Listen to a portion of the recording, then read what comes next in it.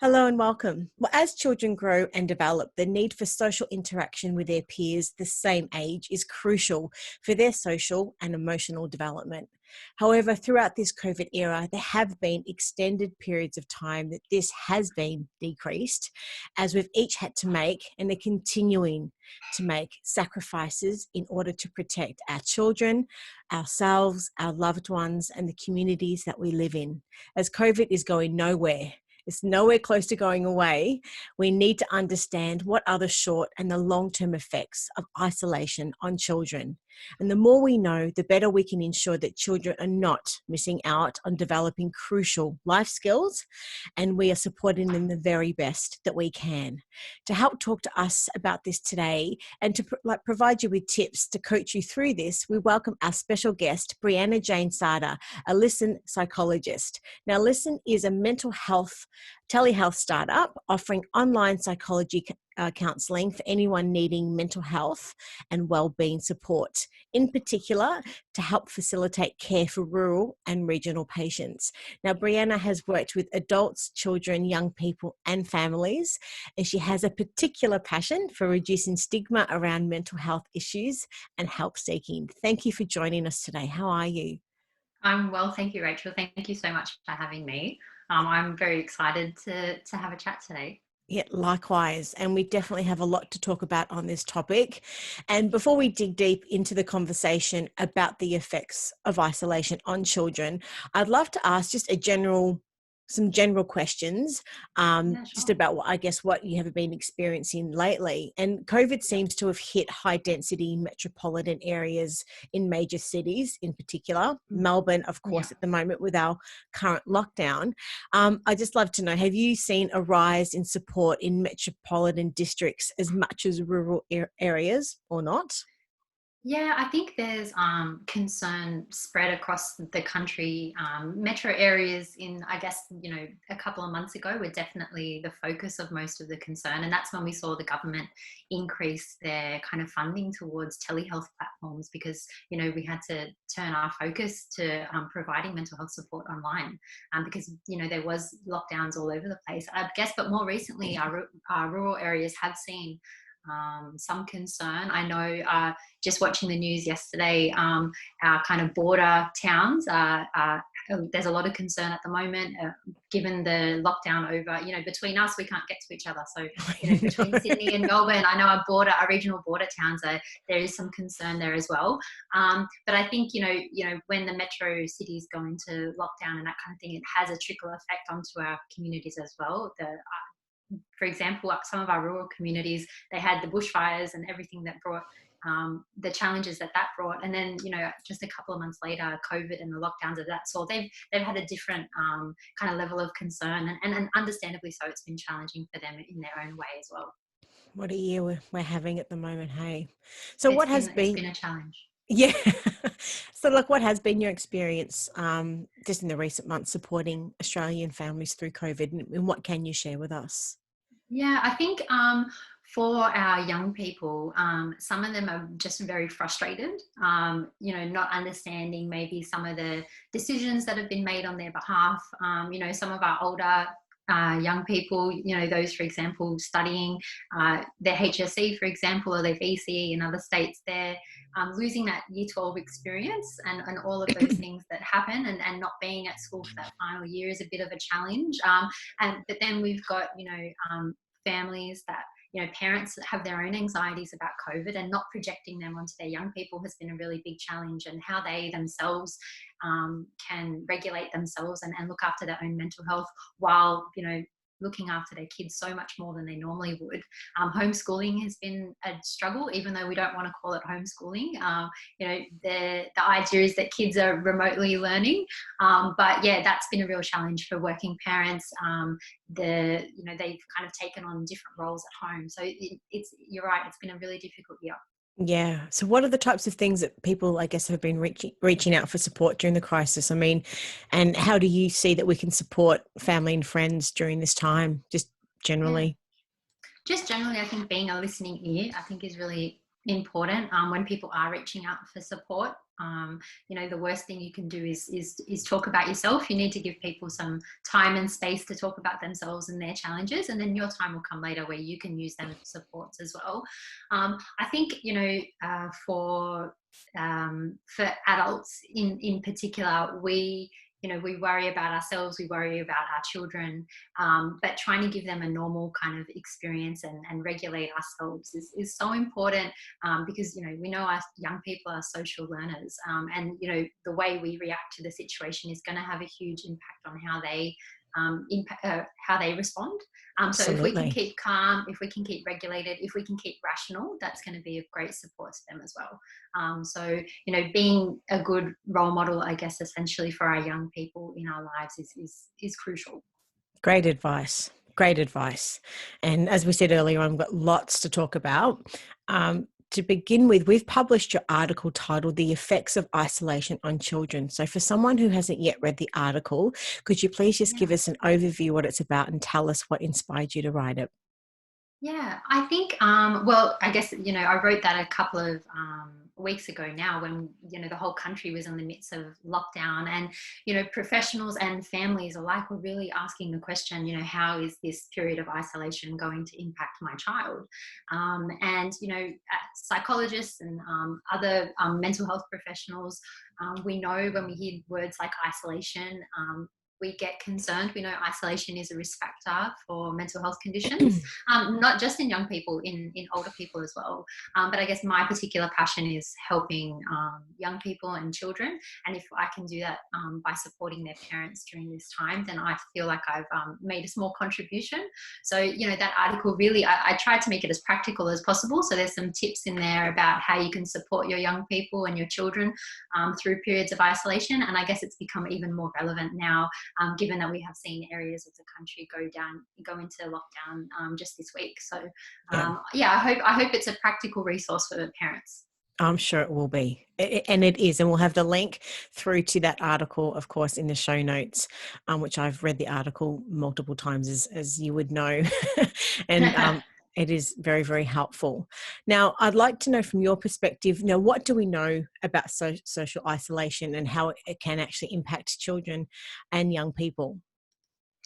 Well, I guess there has been some research into isolation itself, not for COVID, but over the years, there is a body of research around what isolation can do to young people and to adults. But I guess our focus today is on children and young people, and that research comes from various countries from around the world. But isolation can happen for different reasons. If there's war in countries, or if children are experiencing long-term illnesses like cancer and those kind of things, they can spend large periods of time away from peers.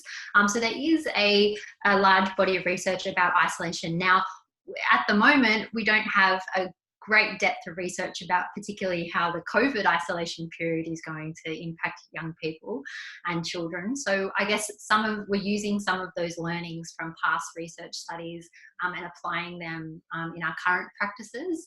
And there are some great researchers at the moment that are doing some research into this. So it will be really interesting to see what comes out of their research, and in particular how the COVID isolation period might differ from other isolation periods. But we know that isolation for young people can be quite impactful, both on children's development, but then also on how our older young people might respond to stresses in their life. So I guess for our younger children, we're looking really at that developmental stage and how important social interaction is to their development. So not just to things like talking and abstract thought and play and all of those kind of things, but also for life skills. So for example, self-soothing, that a huge part of that comes from your interaction with peers. When you're away from your family, you have to learn how to self-soothe as a young child. And that typically happens, for example, at school, where you start having to, be an independent little person. For example, sharing, all of those kind of social development kind of skills that happens when you're away from the home and you're at preschool or you're Yep. at school and you're learning how to share. So, Mhm. it's short-term isolation periods. We don't hold a lot of concern, for example, over these kind of things, but the more that these isolation periods happen and the longer they seem to be going, our concerns increase a little bit in regards to how the development of our young people is going to be impacted. And then in our older teens, I guess the question also becomes, it's not just being isolated, but what are you doing during that isolation period? And what are you no longer able to do because of the isolation period? And then how does this impact on them? And in particularly their mental health. So mental health as in mental illnesses, but also just their feeling of belonging, their feeling of, being valued, and all of those things that we get from our peers as a teenager. Yep. All of those things come to mind as well. So yeah, it's a question of what are they doing during isolation, but also what are they no longer able to do. As well. And, Yeah. much attention has been placed on the negative impacts of isolation. But in your view, have, children and some young people, I guess, seen any positive or helpful impacts of isolation at all?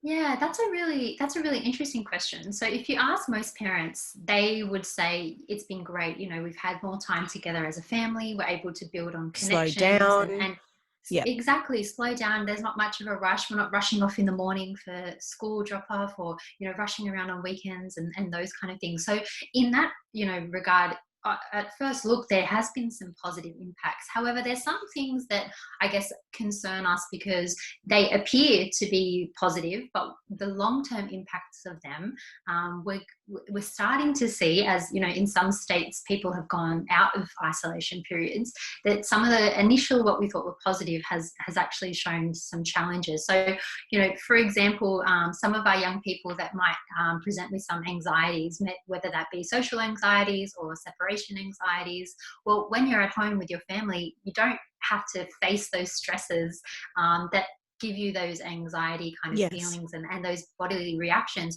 so that those kids that typically do come across quite anxious might be a lot calmer while they're at home and isolated. So that appears to be a positive reaction, but what we do know is these isolation periods are going to end, and those young people that do have those anxieties are going to have to face those things that cause them anxiety. So the question becomes, when they do have to go back to school, or they do have to face their peers, and they do have to go away from mum and dad, how is that going to impact their re-entry into, I guess, what we're going to call the new normal, and how is that going to come out? So for example, I've seen many of my clients, they're developing like school refusal behaviors, because they were so comfortable at home, and home remote learning was It suited them beneficial in for their, some of them. yep. Exactly, it fitted them because maybe they didn't have to face those peers at school that had been causing them distress, or they got to hang out with mum and dad, and maybe there was a predisposition there to some separation anxiety. So now that some of our kids have had to go back to school, we are seeing an increase in those kind of behaviors in those kids that show those vulnerabilities already. So what initially might seem positive, it's great. However, like I said, we need to prepare those kids that those isolation periods are temporary, and that they are going to have to kind of face those worries in the future. So the positive impacts have been for the children that are more introverted, and it suited their personality type, and or Absolutely. the way that they learn and develop as individuals. It suited them, and that's been the positive. Aside from that, there Yeah. hasn't necessarily been any other positives, do you think? Like I said, I think it's a great opportunity for families to reconnect, and Definitely. spend some time together away from making dinner and prepping dinner together, and then cleaning up and doing chores on weekend. There's just been more quality, valuable time that I think that families have been able to spend together, Completely and agree. that's a positive, I think, in the short term and in the long term. Like I said, but for those kids that are at home, maybe that are a little bit more of a recluse, they do enjoy maybe spending a lot of time on the screen, or on social media and those kind of things. Even though they might present okay at home, we have to ask ourselves a question: in the long term, is that going to be the best thing for them? Well, speaking about long term, what can parents do to help prevent some of the negative impacts of long term periods of isolation then? Yeah, I think this is I guess, and the main point of the article I think is to say that there are really practical things that parents can do to support their children and their young people during these isolation times, because Yep. we know that even as they face these challenges during isolation, our children are so resilient. They have such malleable brains that basically mean that they can uh, they can be flexible and they can adapt to these environments. So with parents' help, we're confident that our children and young people are going to be okay. So, for example, depending on where you live in Australia, you might be able to encourage safe face-to-face interaction with same-age peers. So, in some areas of Australia at the moment, that might be socially distant play dates. And, in areas like Melbourne, it might be face-to-face video calling and that kind of Yes. thing. That would be safely monitored by parents and those kind of things. But the more that we can encourage safe face-to-face communication, the better it is for our young people, and that even goes for um, uh, infants. The more that they can speak and interact with same age peers, the better it is for their long-term social development. So I guess that's one thing that would be really important. I guess I spoke before about the question, what are young people doing when they are at home? And I guess Yes. parents are reporting that there's a lot more screen use. So Of course. they're playing games online with their same age peers, or they're on social media with same age peers. So not all online use is a bad thing, and I know it gets a bad rap sometimes. Moderation. But Just in moderation, it's good. So parents, we want to encourage them to really safely monitor their use. And that doesn't just mean, reading messages that the young people are sending or that their children are sending. But I really also encourage parents to monitor a young person's mood before, during, and after they've been using social media or talking to peers online, because that will great give you an advice. indication. Yeah, so that'll give them an indication about how that interaction is making that young person feel. So ideally, loneliness occurs because you don't have that desired social interaction that you want. But if they're going online and they're having negative interactions, that will impact their mood. So we want those online interactions to be safe and fruitful. So if you're noticing a negative impact on their mood, you might need to have conversations about making that a little bit more of a positive experience for them. That's really great advice. Yeah, thank you for sharing Yeah. that. Oh, Um, thank you. now, talking about social distancing, what effects do you Yeah. think social distancing may have on children, and what do parents, I guess, need to do to overcome it? I think keep it. So I guess and I guess this is again something that parents can do, but really being mindful here not to project our anxieties onto our children. So Yep. be factual about why we want a social distance, but we don't need to create hysteria or create any sort of. We don't need to dramatize that idea about social distancing either. So we want to encourage hand washing, we want to encourage hand sanitizer use and safe distancing, but we don't want to appear quickly step away. We don't want to It's going to cause anxiety in create. the children. Yep. Exactly. So being a little bit more factual around it. So, there's some great activities, there's some great videos online. Even the Wiggles have a great song about why we need to social distance. So using those things that are factual but aren't causing anxiety is going to be really important. I think, parents come with the best intention. When they're asking, their child to step away from someone. But if you appear distressed, the young person is going to learn that they need to be distressed in the presence of other people. So Yes. we don't want that to be the message we're sending. We want to send the message that it's important to keep our hands clean and to cover our mouth when we cough and all of those kind of things. But again, without the anxiety and without the drama that can sometimes come with that. And in replace of that, just providing the reasons why, and Exactly. yeah, Age appropriately. which totally makes sense. Yeah. Of course, as you've mentioned here in Melbourne, I'm in Melbourne, but in the Yeah. metropolitan areas, we're experiencing. Some may call this a second wave. If you look at the numbers, I think you confidently could say it is a second wave. Mm. Anyway, that's up for interpretation. But I'd like to Yeah. know from your perspective, what's your opinion on the impact that this will have on children here in Melbourne? With regards to I the effects of isolation, of course. Yeah, absolutely. I think we worry about the long-term presence of anxiety. So if children are isolated and they're anxious, that means that there's going to be a long-term period of anxiety. And we know that long-term periods of anxiety aren't just bad for our mental health, they're bad for our physical health as well. The anxiety creates hormones that initiate our fight, flight, freeze response, and the long-term presence of those hormones can be impactful. So isolation, we worry about, some psychologists call it the third wave is going to be the mental health impacts that isolation can cause. I have seen that online. Yeah. Yeah. So we're going to need to respond after isolation to the mental health implications that the COVID-19 kind of isolation periods are going to result in, I guess. So parents need to be really mindful about making that isolation period not an anxious time. You had Dr. Justin Coulson, I think a couple of weeks ago, and he was talking about the importance of play. So isolation doesn't have to be this scary time where we all sit and watch the news and worry about what COVID is going to do next. It can be a time of novelty and creativity, and it can be a time where maybe we relax a little bit on the rules around the house. So the bedroom doesn't have to be as tidy as it would normally be, because we want to encourage creativity and novelty in the house, so we can that'll increase the young people's mood, but also that period of isolation won't be a detrimental thing, it won't be a negative Yes. thing. Yeah. So making that an exciting time if possible, and not, like I said, not waiting and watching what's going to happen to COVID next. Yes. I've seen some 10 and 11-year-olds that can recite how many numbers of COVID cases there are and how many deaths there have been, and that really concerns me, because what conversations are happening at home where the young people are so attuned to those kind of things concern me.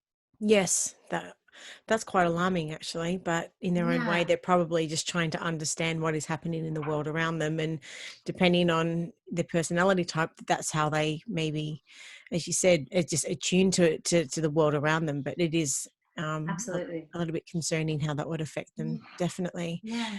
Talking about younger children for the moment, the formative years, I guess, of children's education is about providing experiences to help develop like healthy social interaction and inclusion, like learning to share and taking turns. I, many years ago, thought that preschool education was about teaching ABCs and 1, 2, 3s. But if anything, it's it's not necessarily on that. It's about supporting the development of children's interpersonal and relationship building skills and supporting their social and emotional development. And many children have missed out and are continuing to miss out on exposure and access to early education at present for a range of different reasons. So in your opinion, do you think this will impact them? And if so, what are the short and long-term effects?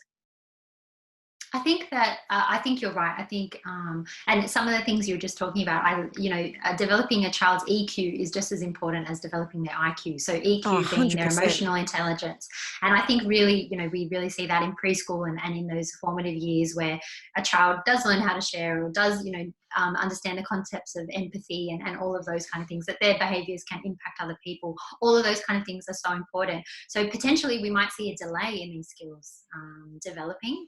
However, these skills can be developed later on.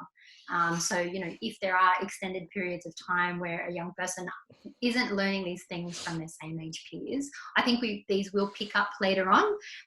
It might mean that they struggle a little bit more in those early school years because there has been a delay in some of the social skills that they need to develop, or, for example, even their self-regulation. Again, something that definitely happens in those preschool kind of years where, you are away from mum and dad, so they do have to rely on self-soothing and those kind of things. So we might see issues there. And even, for example, parental separation and those kind of things, that separation anxiety that, typically kids can get over in those preschool years. By the time you get to kindergarten, hey, I've done this before. I've been away from mum and dad before, so I'm going to be okay. We might see a delay in those kind of things as well. But again, because children are so resilient and they're so adaptive and so flexible, I think these skills might happen a little bit later, but it doesn't mean that they won't happen at all. Mm-hmm. So in the short term, what can parents do to help support and overcome this challenge, do you think? That's a tough one. Again, especially depending on where you're living. In Of Melbourne, it course. is going to be it is going to be hard for parents to encourage peer interaction for their children when you're in an area that's in lockdown. So when those restrictions are eased, doing that in a safe way would be really helpful. You can encourage sharing and teach turn taking and all of those kind of things. Even empathy. There's some great children's books these days that try and convey that idea of empathy. So that there is some great resources out there for parents, but it's about being really mindful of these things and acknowledging that my child isn't getting this outside of the home, so I need to bring this into the home and try and teach these skills here. Hmm.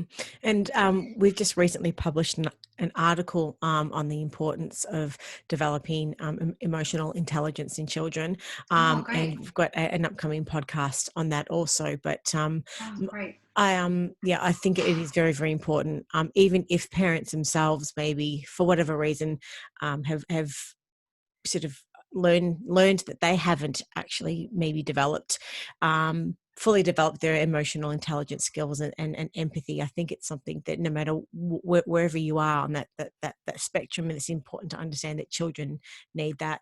Yeah, And as you said, definitely. there are books and there are resources. And as I said, like we've just published an article and we'll have a podcast coming up about that as well. So it is extremely important to be able to Yeah, bring that that's into the home, as you just said. Yeah, I think so. And, because parents will be very mindful about making sure they are learning their ABCs and learning how to write their name. But those social skills that they develop, being a bit more mindful and a little bit more active in teaching those things and explicitly teaching those things as well. Yeah, so I guess, long periods of social isolation can disturb that natural development of these important life skills. Yeah. So, with preschoolers in particular, how else do you think that they can maybe help them to better form relationships around the home? It would just be mainly be with family members, I guess, wouldn't it? Yeah, it will be. I mean, again, a young person loves the idea of showing granny and grandpa around the house and look what I drew and all of those kind of things. You can facilitate, I guess, those video call kind of conversations at home. If they've got younger cousins and that kind of thing, that might be something you're a little bit more mindful of about how you can make sure they're interacting, but also play. Play is a great opportunity to enact some of the social kind of scenarios that they might be missing out on at preschool or in kindergarten.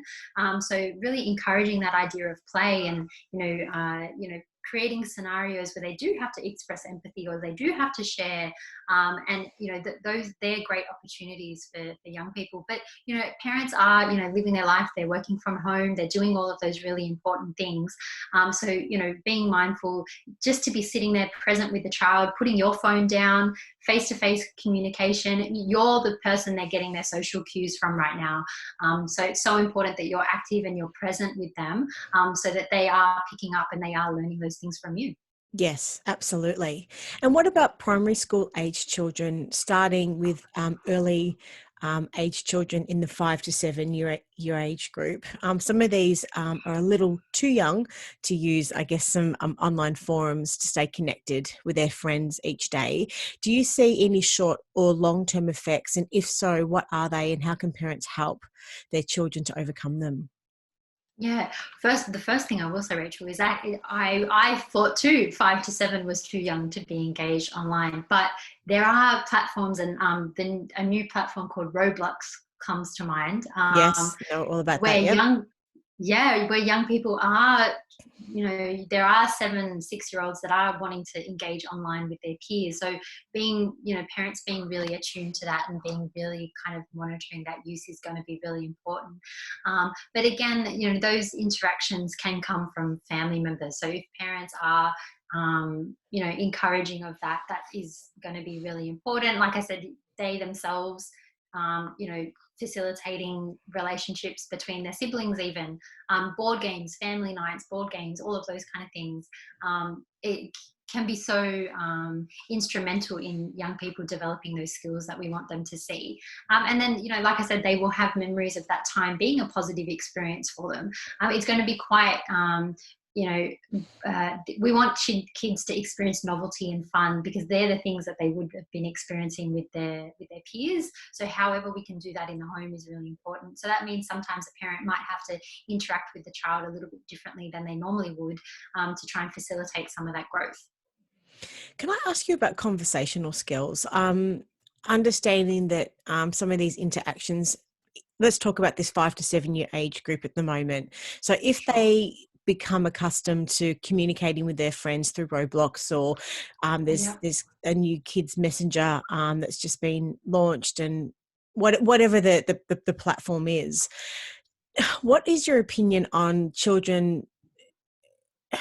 I don't want to say losing the ability to be able to be conversational, because that's not what I'm trying to say, but ensuring that they are fully developing their conversational skills.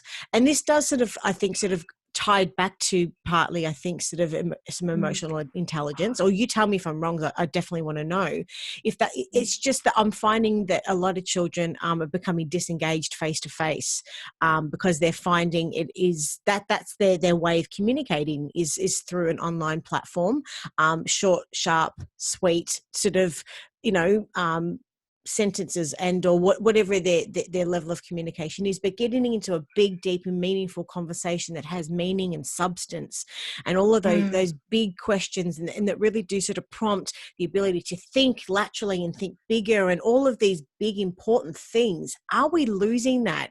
And is that going to be potentially something that parents need to be aware of during these periods of social isolation, to be able to prompt a child to sit down and have that conversation over the dinner table, as opposed to just having a one-word answer? I don't know. What are your thoughts? I think what you're saying is really true, Rachel. I guess in education, we're definitely seeing those kind of text-based conversations come out in some of young people's writing, and that can be, you know, through incorrect spelling of things, because they're so used to typing things a certain way on their phone, and or you know, on their gaming console. That we do see those kind of things transfer into other areas of their life. So it's definitely having an impact. I think we don't want to, you know, if young people and children of that age group, if we limit their usage to a safe amount, and we make sure that when they aren't online and they aren't using that kind of text-based communication, that they are, you know, engaging in proper conversations with eye contact and all of those kind of things, whether that be with siblings or whether that be with their parents, that hopefully that will counterbalance some of those things, because like I said, you know, a safe amount might be half an hour to an hour a day for those for that age group. And you know, then they've got all the other hours of the day to interact appropriately through their words and through their conversation with siblings or their parents. Like I said, we do see some of that trickle into schoolwork and all of those kind of things. So it's definitely something to be mindful of. And you know, again, you know, as they get a little bit older, they're spending more time online. Hopefully, some of these skills have already developed by then. That the time that they're spending online won't take away from the skills that have already been learnt. So those formative years are really important. You know, like I said, a safe amount. It's so hard, because you know, when parents are at home working now, and the kids are saying, "I'm bored," it is really it's a lot easier to hand them the iPad or to hand them the phone, and to keep them occupied that way. So you know, finding opportunities to stimulate them for novelty, for expression, and all of those kind of things that doesn't necessarily involve an iPad or an iPhone, it can be really challenging. But like you said, if those skills are important to the parents, then they will prioritize, I guess, those activities. Yes. And how about the 8 to 11, say 12-year-old group, who are old enough to use social connection through whatever platform that they're allowed to have exposure and to Yeah. be able to use? How do you see this age group affected? That's a tough one, because by that age, you know, no longer is social interaction just taking place at school? If you're not on the social media platforms that they're using or the gaming platforms that they're using, there is that sense of missing out. Yep. The conversation that takes place at school or on the video chat the next day, or they've missed out on something that happened the night before. So, as adults, we used to think about this as a virtual reality space, but for young people now, it very much is their reality. This is where their social connections take place. I guess we need to teach young people, I guess, what safe use looks like of these. So if people are being unkind and if people are excluding other people, making them aware of that, and making sure that they have connection outside of that space as well. So important, like depending, like we were saying, depending on where you're living, if you can facilitate proper face-to-face and one-on-one as well, communication I think is really important, because sometimes in these group chats you've got 5 or 6 young people, and there isn't that quality of connection there, but they do have this fear that if they're not going to be on there, that they are going to be missing out. Just like, when I was a young person, if I didn't get to go to that party on the weekend, I felt like I was missing out. Well, now those events are happening every day online. Yes. So we, as parents and adults, we have to be really mindful that this is their reality, and we have to help them navigate it safely. Well, I was going to ask you, what are your thoughts on the social media and the effects of the excessive use of it too? It is a challenging time, as largely this is how children are staying connected with their friends these days. So what are your thoughts on that? Yeah, I guess there's some really clear research, especially as they hit their teenage years, that an increase in social media use does have a negative impact on young people's mental health. So we see increases in symptoms of depression and anxiety and all of those kind of things. And that happens for a multitude of reasons. But really, when the young person is online, it's the same as what they're searching for in person. Young people are looking for connection, they're looking for belonging. Absolutely. They're comparing themselves to other people just like they do on the playground.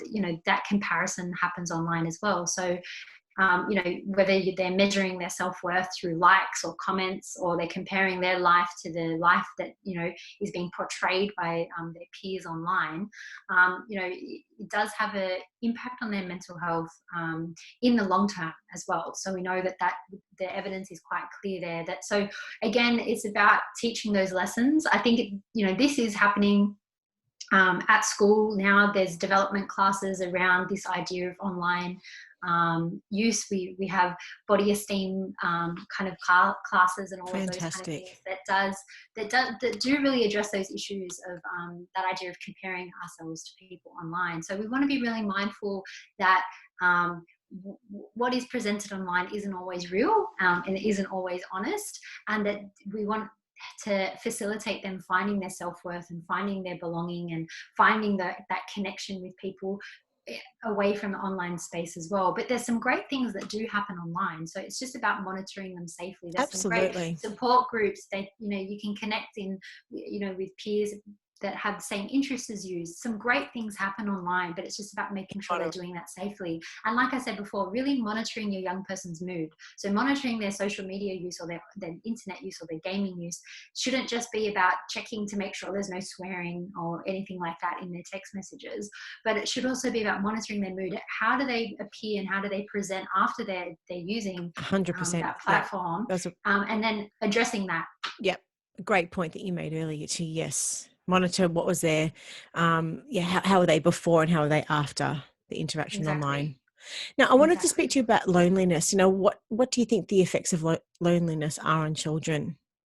Yeah, again, really, really clear. Loneliness increases the risk of mental health issues. Loneliness,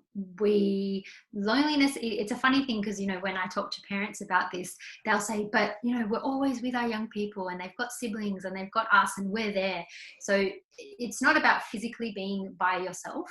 Loneliness is about connection, or that discrepancy between the social connection you want and the social connection you have. So they might want to engage with their peers, and if only family are around them, they can experience loneliness because the social connection they want is different to what they have. Of course. Exactly. It's about finding connection. It doesn't have to be quantity. It's not about having many, many, many connections. You can negate the impacts of loneliness just by having one quality relationship with someone. So it doesn't necessarily have to be about, hours and hours and hours of communication with different friends. It can just be that one solid relationship that provides that quality connection that that young person needs. But it's quite clear loneliness is a huge risk factor for mental health issues. And I guess, so what social isolation does, it increases that risk factor. Our young people might be feeling lonely, our children might be feeling lonely, but also it takes away some of the protective factors as well. So we know that social support, for example, is so important for our young people to mitigate some of the risk factors in their life. But because we're socially isolated, it takes away some of those opportunities for social connection. So Yes. while our risk factors are increasing, we're also reducing protective factors. So we need to mitigate our risk factors by building more protective factors. Yes. And talking about mental health challenges, I mean, what sort of mental health challenges should parents be looking out for with their children? And, what can parents do to overcome them? Yeah, so especially for our younger children, sometimes mental health challenges might not come across as clearly as, for example, a teenager's or an adult's. Depression symptoms or anxiety symptoms might actually come across as anger or agitation, because a young person doesn't know how to necessarily express verbally how they're feeling. So you might just see defiance, or you might just see a short fuse, for example, on a little one. So it's just about that change in personality, that change in behavior, anything that you might be a little bit concerned about. Is that long term? Sorry to interrupt. Sorry, but Yeah, over sure. what period of time would you need to be able to monitor that to be able to understand that there is a change, as opposed to it just being a one-off?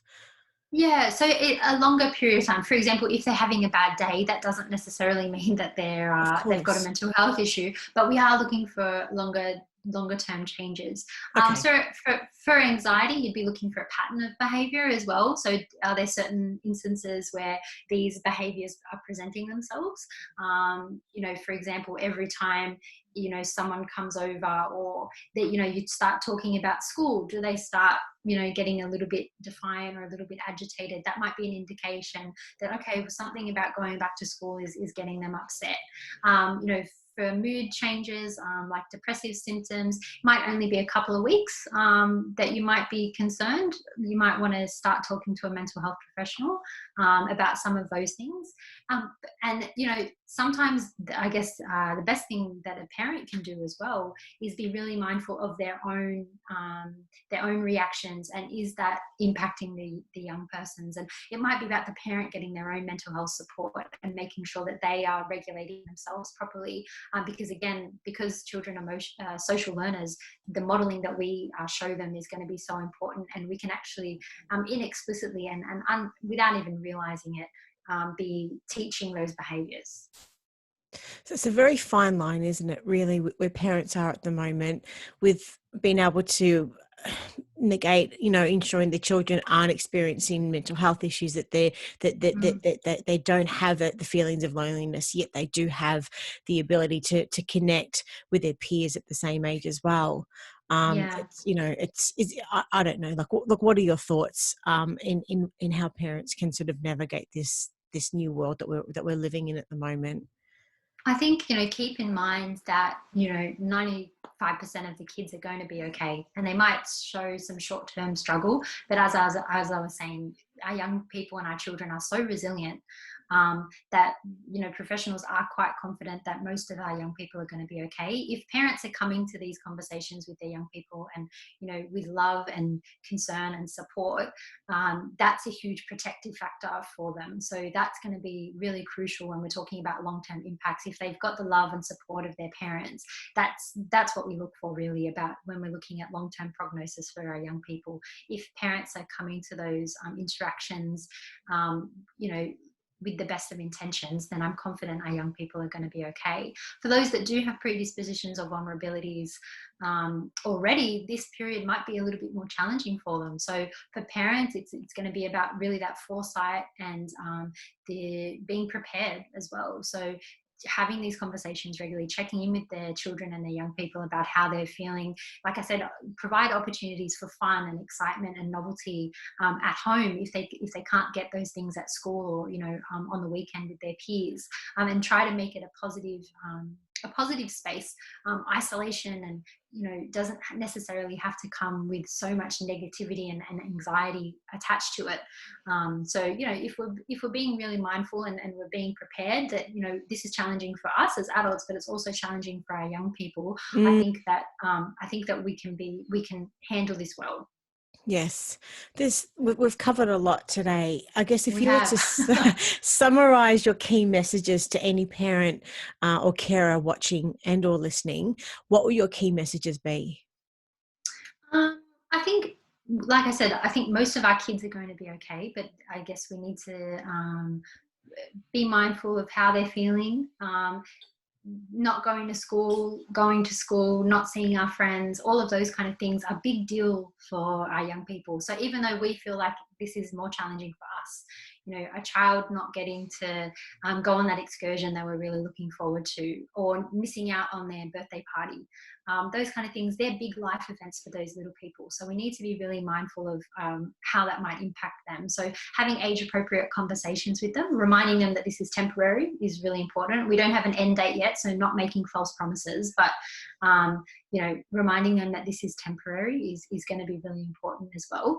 And like I said, parents monitoring themselves and getting the support that they need too, so that they can be the best version of themselves for their young people and their children during this difficult time, I think is going to be really important as well. Fantastic advice.